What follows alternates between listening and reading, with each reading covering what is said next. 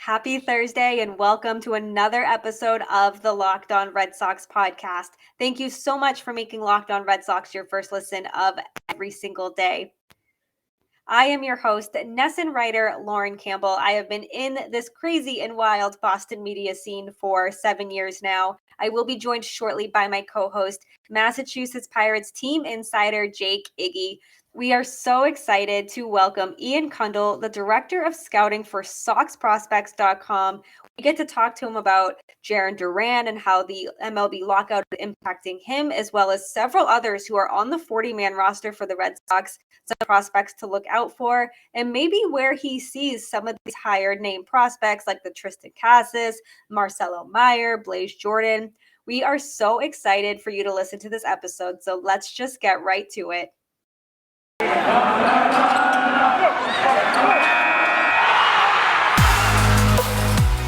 You are Locked On Red Sox, your daily Boston Red Sox podcast.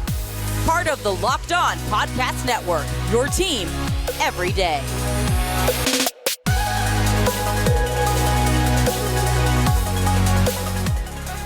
So how are we doing today, Ian?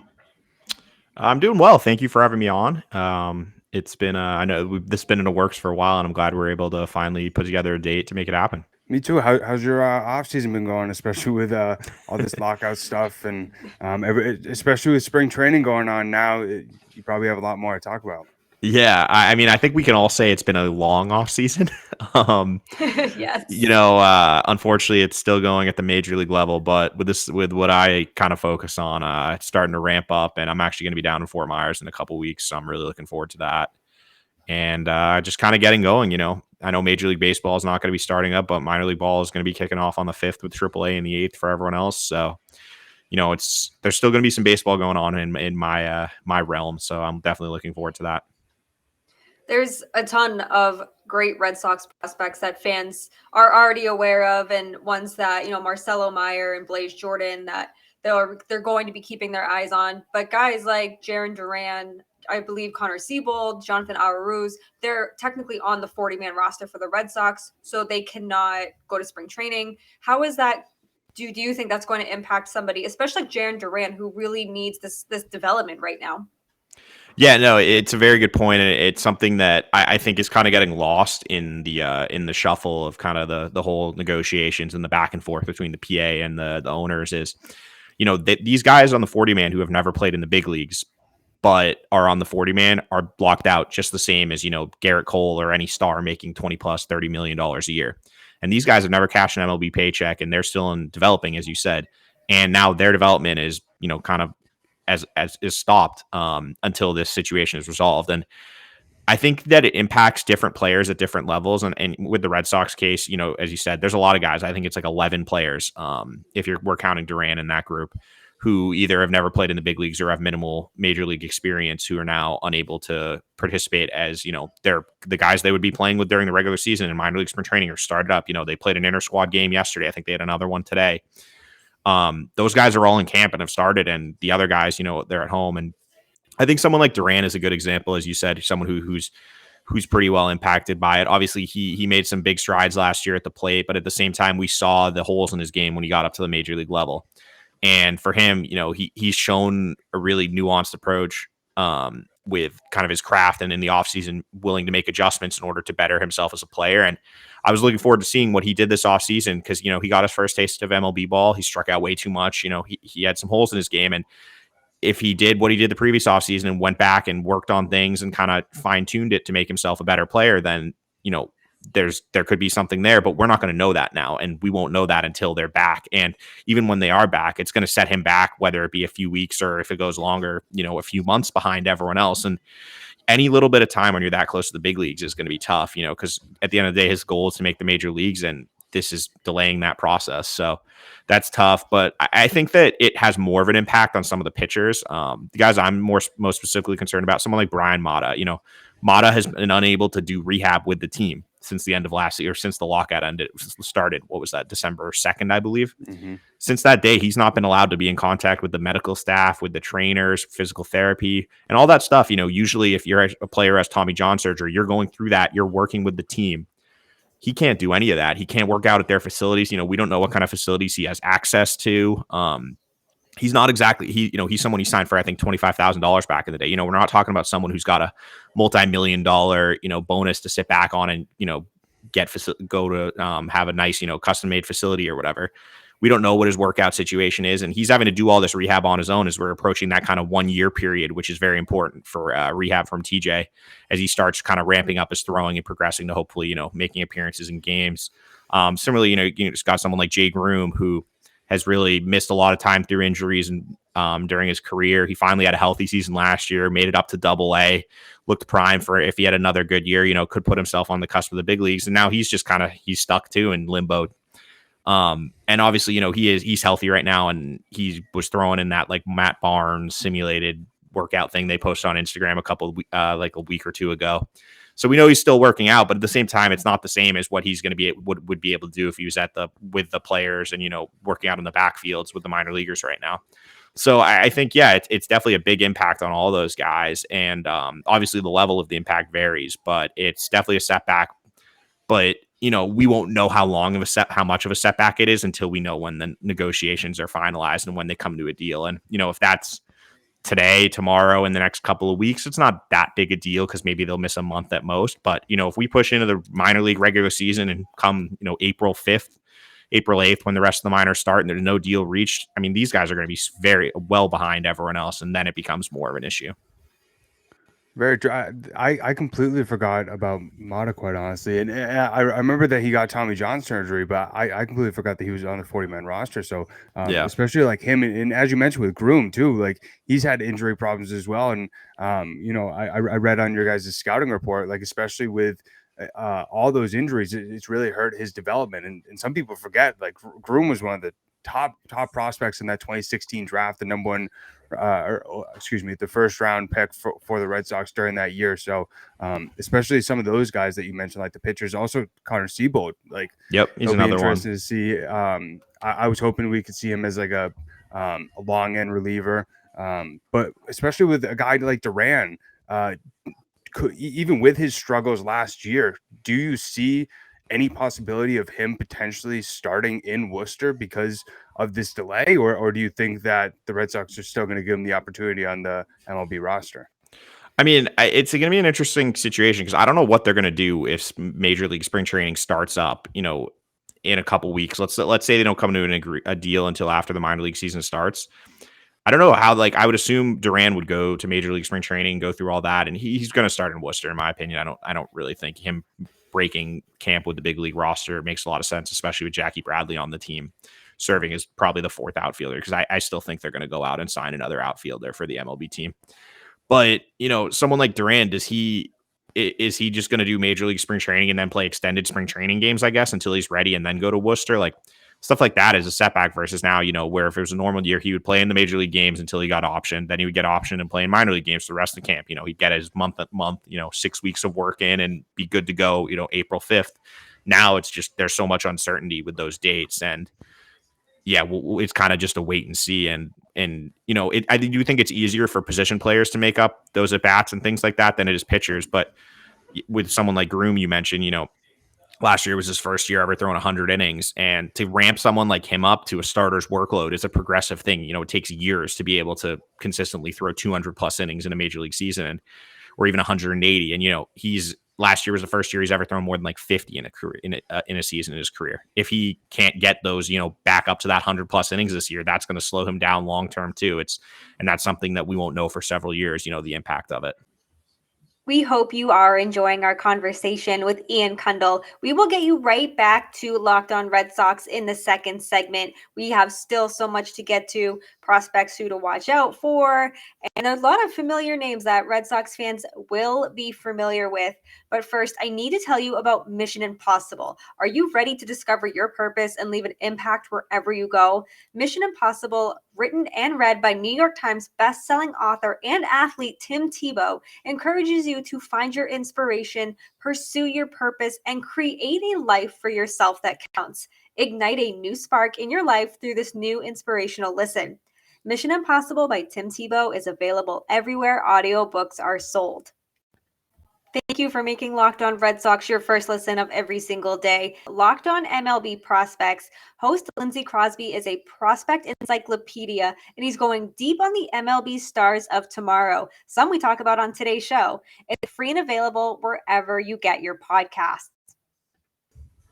Well, with Duran, one question with him that I've been swirling around my mind throughout this offseason, like, do you think he's a long-term outfielder? Because I think it's fascinating that in 2019 he played second base, and I just think it'd be interesting to see what sort of possibility of him at that position. But I was curious your thoughts.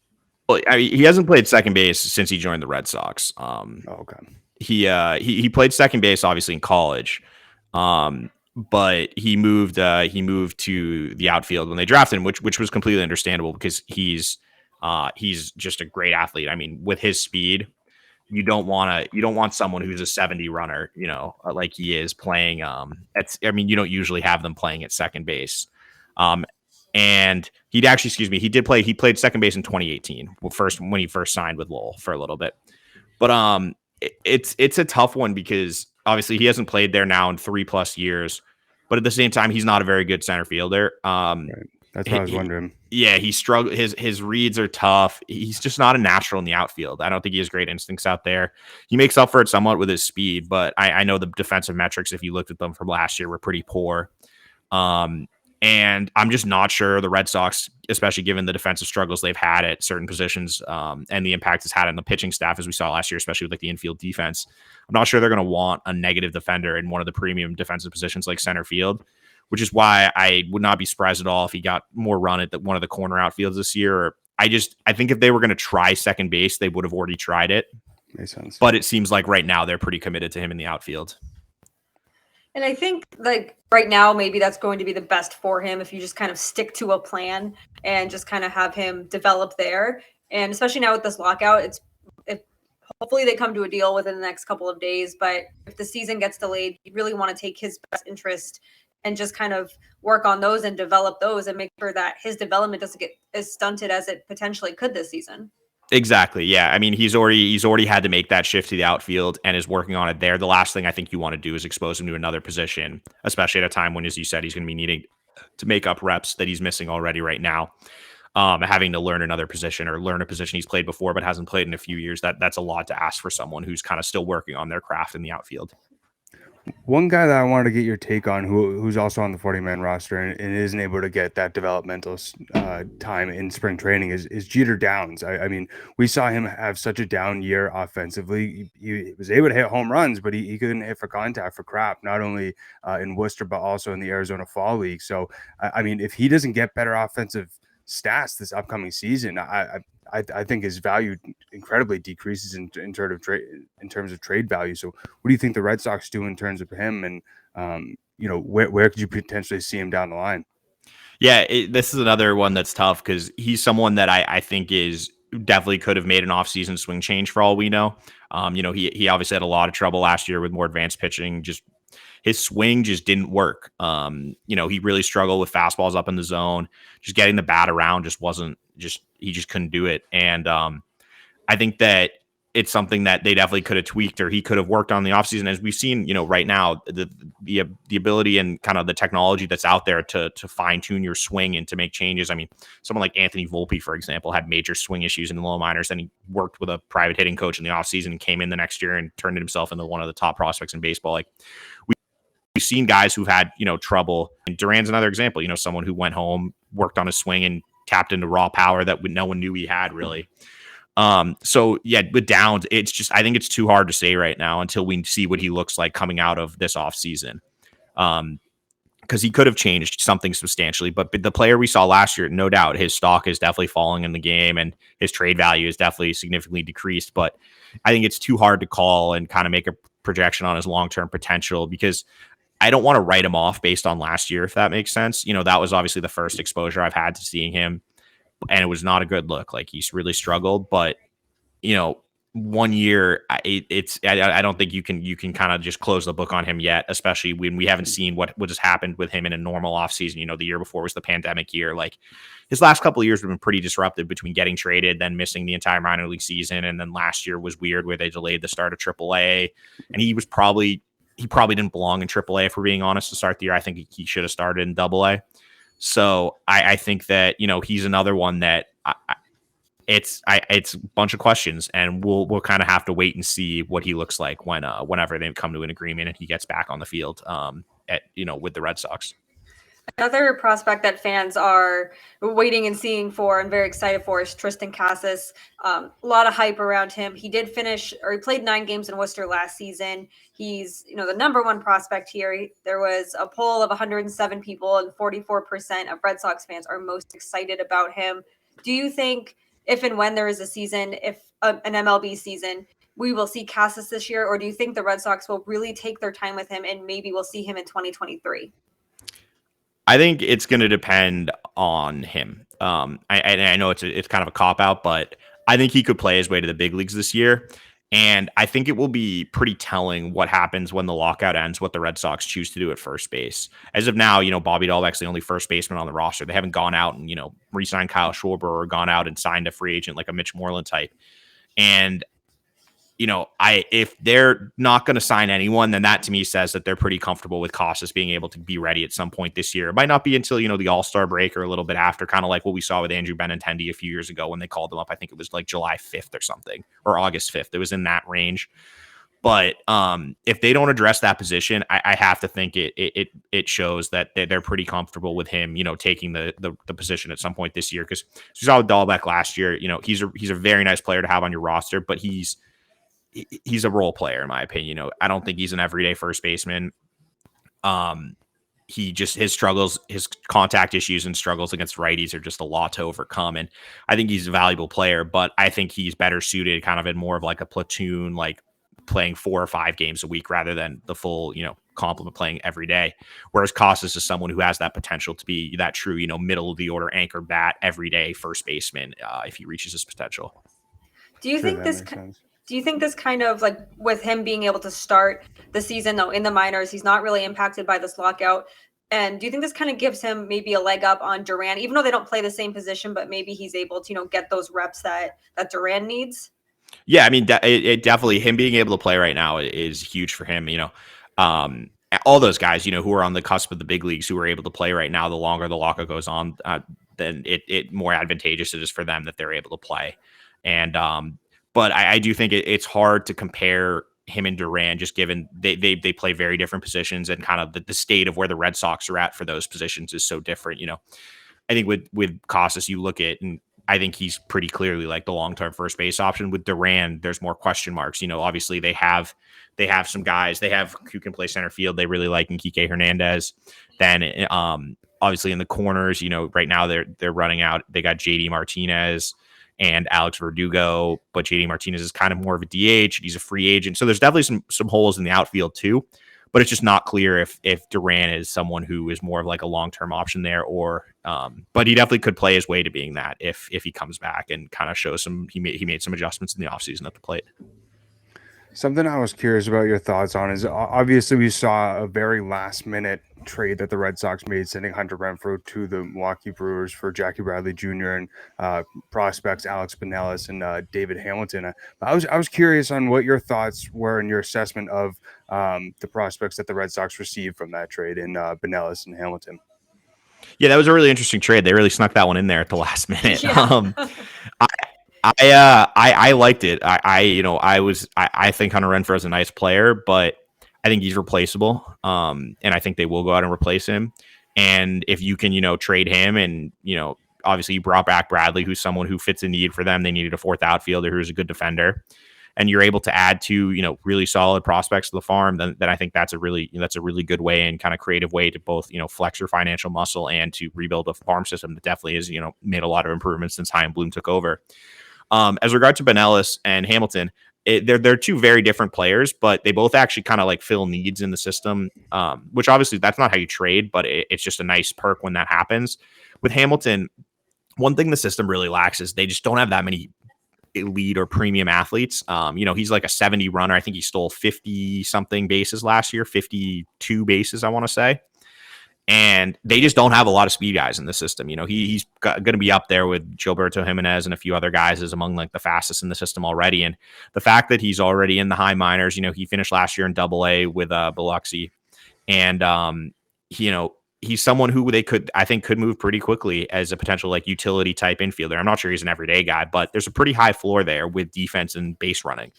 And, we've seen the value of those guys in the past with teams, and you never can have enough speed, in my opinion, especially coming off the bench. So I really like that addition, especially because as another thing is the Red Sox they don't have a lot of depth in the high minors for middle infield. They had Jeter Downs, obviously he had a really down year last year, but other than him, it's a lot of like kind of fringy org guys, or, maybe guys with some potential, but not necessarily surefire major leaguers. And obviously Hamilton's not that either, but it's better to have as many guys that you like in those positions as possible and see if one or two of them can click. And I really like adding him.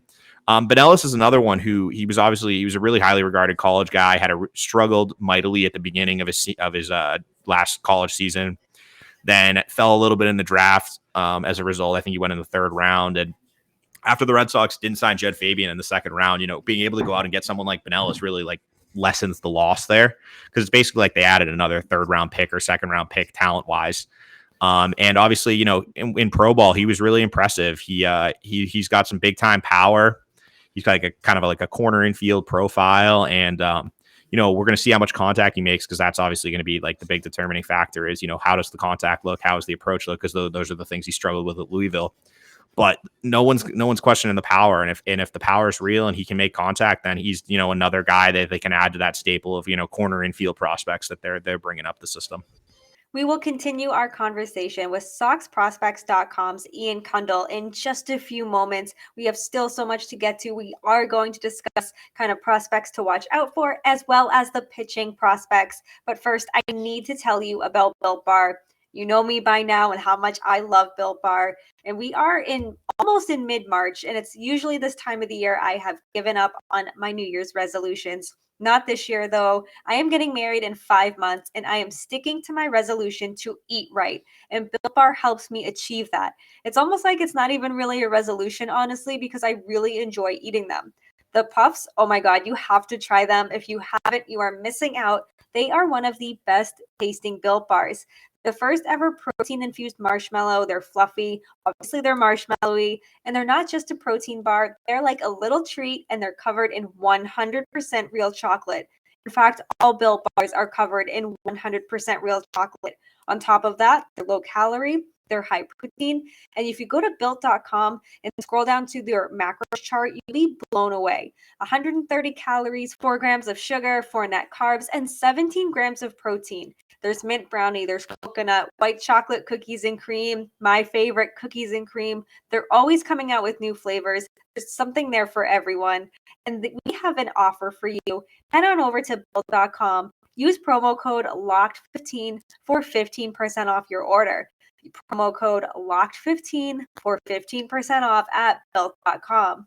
This episode also is brought to you by Rock Auto. With the ever-increasing numbers of makes and models, it's now nearly impossible for your local chain auto parts store to stock all the parts you need. Why endure often pointless or seemingly intimidating questioning and wait while the person behind the counter orders their parts on their computer, choosing the only brand their warehouse just so happens to carry? You have computers with access to rockauto.com right at home and right in your pocket. Save time and money when using Rock Auto. I choose to spend 30, 50, even 100% more for the same parts from a chain store or car dealership. Rock Auto is a family business serving do-it-yourselfers for over 20 years. Go to rockauto.com right now and see all the parts available for your car or truck. Write Locked On in their How Did You Hear About Us box so they know that we sent you. Amazing selection, reliably low prices, all the parts your car will ever need. rockauto.com. There's a lot of good pitching prospects in the Red Sox farm system. And who, in your opinion, do you think is the next person to kind of make a big impact in Major League Baseball? Well, it's a good question. And I think it's going to be, I think for next year, you're probably looking at one of the guys who's on the 40-man roster, the Seabold, Cutter Crawford, Josh Winkowski, Eduard Bizardo, Phillips Valdez group, just because, they're on the 40-man. It's, that's easy. But Digging a little deeper, I think that the two names to watch are a couple guys that we have pegged to start in Portland next year or this year, I guess. And that's a pair of lefties in Chris Murphy and Brandon Walter, and then a reliever, Jacob Wallace. Walter was a 25th, 26th round pick out of Delaware, senior sign. And all of a sudden, he just kind of like exploded last season. He even started the season in the bullpen, and then he was too good there. They moved him to rotation. And by the end of the year, you were talking about someone who's left from the left side from a low slot, sitting in the mid, he can get up into the mid 90s, good changeup, good breaking ball. Like he's a legit pitching prospect. And I honestly think he's someone that if they wanted to push aggressively, there's a chance he could, move pretty quickly, potentially as like a swingman type. But if they do want to develop him as a starter, obviously that could take a little longer. Similarly, Chris Murphy is someone who will show like really good stuff from the left side. He just really struggles versus right. His platoon splits are ridiculous. I can't remember the last time I saw something like it. Like last year, he gave up 21 home runs on the year, and all 21 of them were to righties, and he didn't give up a single home run to lefties. And yeah, it's remarkable. But his stuff, I mean, is legit. He's another guy who can run up into the mid 90s. Good changeup. Good curveball. Slider lags behind a little bit, but he's someone I know Alex Cora mentioned today who's impressed him down at spring training. So that was pretty interesting to see. And then Wallace is another one who, if we're talking about like a pure reliever in the system, he probably has the best stuff. I saw him last year. He was like up to 100, sits in the high 90s, has a hammer breaking ball. And he was someone that he made some changes midseason. And in his last 17 innings, he struck out 33 guys, walked 6, and gave up like 4 hits. And just, he just was untouchable at the end of the season. And if he can carry that over and kind of like build upon what he showed in those last 2 months last year, then he's someone who has that type of premium stuff that you look for at the back of a bullpen. So I think those are some kind of like under the radar names to keep an eye on for this year, beyond like kind of the obvious guys, the Seabold, Crawford, Winkowski grouping. We were lucky enough to actually interview Walter, and it was so interesting hearing about his whole progression and hearing about how he prepared, especially for the 2021 season during COVID and everything like that. Wicked nice guy too. So it'll be cool to see how he progresses during this next season. But one thing that I was really curious about your thoughts on is one position that is really up for question after 2022 is the catching position. Obviously, Christian Vasquez could potentially be a free agent after this season. Same with Kevin Plawecki. And I was just wondering, in your eyes, do you see anybody currently in the system right now, whether it's Connor Wong, Ronaldo Hernandez, Nathan Hickey, Cole Cottom, that could fill that future catching position for years to come? If I pick a catcher who has the best chance to be an everyday catcher for the Red Sox, it would not be any of the guys you listed there. It would actually be a 18-year-old named Edirso Lira, who's down. He played in the Dominican Summer League last year.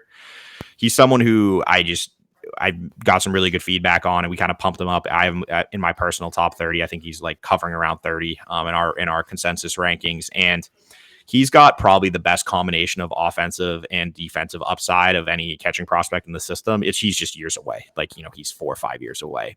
So if you're talking about someone who I think has the best chance to be, an everyday guy for the Red Sox, it honestly is probably him. Cause some of the rest of the guys you listed, I think they all have warts in their game that limit them to more of like a backup at best profile. Connor Wong is obviously the closest to the big leagues. He's on the 40-man roster. Same with Ronaldo Hernandez. But in Wong's case, I just don't think he'll make enough contact to be an everyday guy. I think he could be like a decent, like backup kind of utility player. But, striking out at like a 35% clip is just not going to cut it as an everyday player. And I think that his offensive limitations kind of limit his upside there. Hernandez is the opposite case. His defense is a problem. Except this is another one of the unknowns is if they bring in robot umps, does it improve his stock? Because, his biggest issue is receiving. He can throw, he's got a decent arm. It's just, he really struggles with the catching the balls and strikes part. If he doesn't have to worry about framing and things like that, maybe that can improve. Cause he definitely has more offensive upside than someone like Wong does. So if I had to guess, I would think that the catcher for next season, is probably not on the team right now if it isn't going to be Vasquez or someone like that. But I do think that they have some guys, like, as you said, that could be like kind of like the Plawecki role, that second catcher.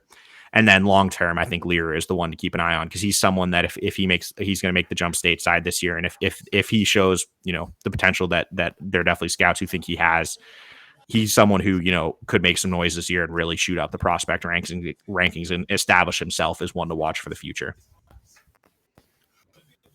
Makes sense. And just lastly, is there any other prospects that Red Sox fans should keep their eye on, other than some of the pitching prospects that you mentioned before?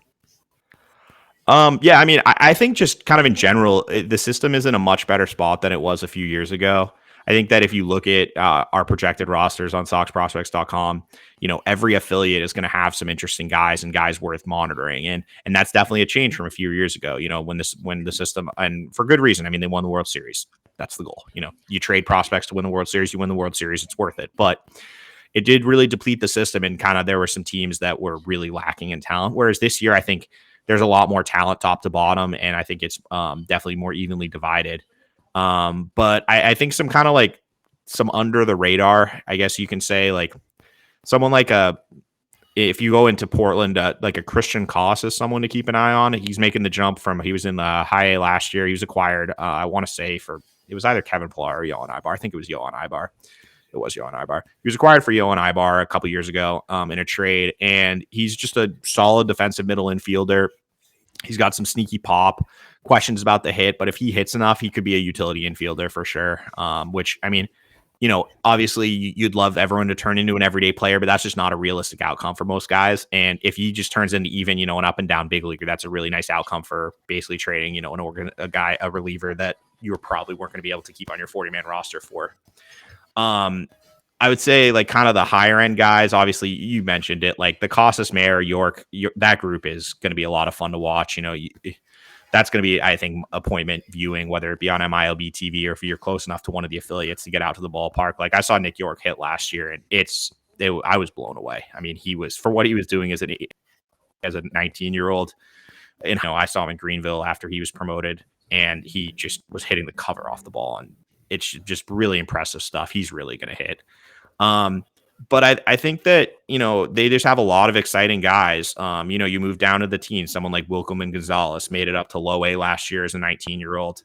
He's now going to be, be pitching this year, first full season here. And his stuff, when you have a 19-year-old running fastball up to the mid 90s with a potential plus off speed pitch, that's always encouraging.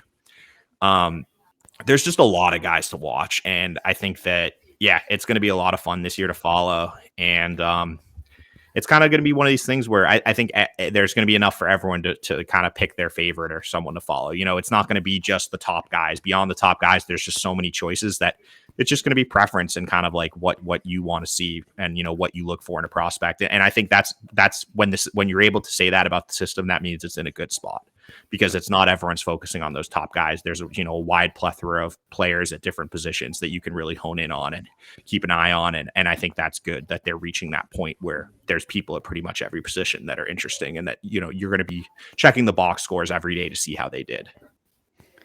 Yeah, it's been really fun to see what Chaim Bloom has done with this farm system so far. Obviously, we saw that the Red Sox made the biggest jump out of any team over this past year, but really appreciate all your insight today, Ian. And where can people find you and support you? And I know you also co-host a podcast as well, so shout that out.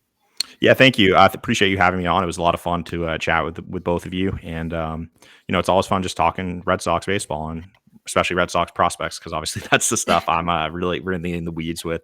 But yeah, if you like what you heard and you're interested, check out SoxProspects.com. We covered the system top to bottom there. We got scouting reports on everyone, message board, all that fun stuff. And then the SoxProspects.com podcast, which I host with Chris Hatfield. We usually weekly-ish during the season, a little less infrequent in the offseason, especially when there's not that much going on with the baseball. But, we're always talking about breaking down prospects, talking about the major league team, pretty much covering everything. So if you like what you hear here, give that a listen. Perfect. Really appreciate it, Ian. Thanks, Ian.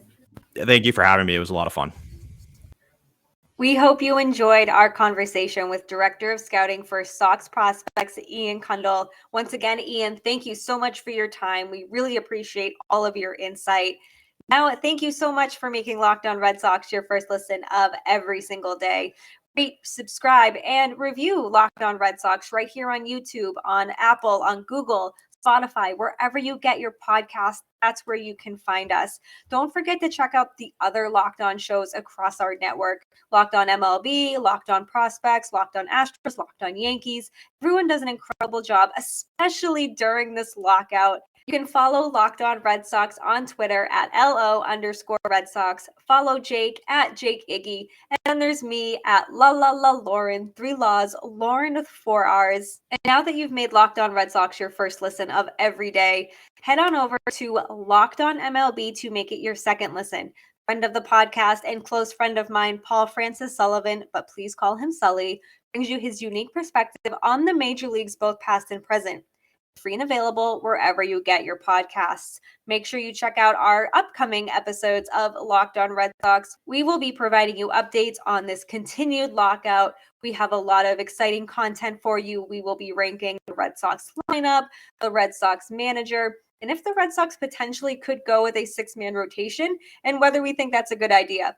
Tons of content coming your way. We'll see you soon. Have a great day.